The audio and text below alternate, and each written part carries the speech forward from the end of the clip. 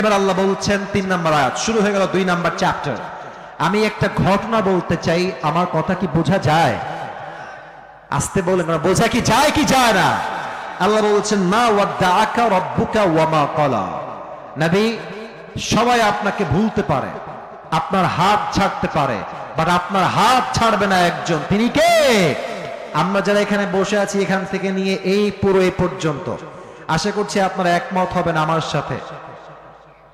আমি সহ আমরা সবাই যারা এখানে আছি, আমার মনে হয় 99% বললেও ভুল হবে, আমরা 100-তে 100 ভাগই মনে হয় সবাই মধ্যবিত্ত পরিবারের সন্তান এখানে বসে আছে।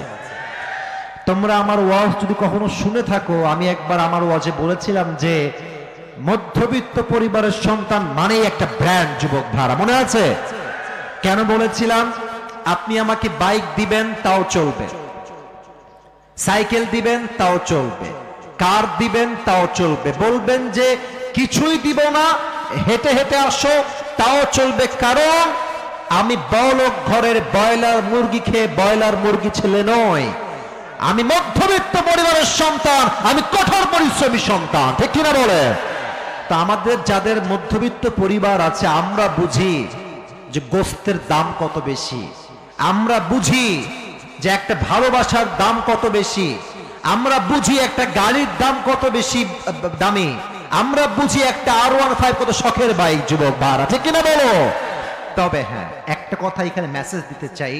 আল্লাহ বলছে শোন, তোর যত কষ্ট হোক, যত আপদ আসুক, কেউ তোর পক্ষে নাই। আমি আল্লাহ আগেও ছিলাম, আজও আছি, আগামীতেও থাকবো। ঠিক কিনা বলে?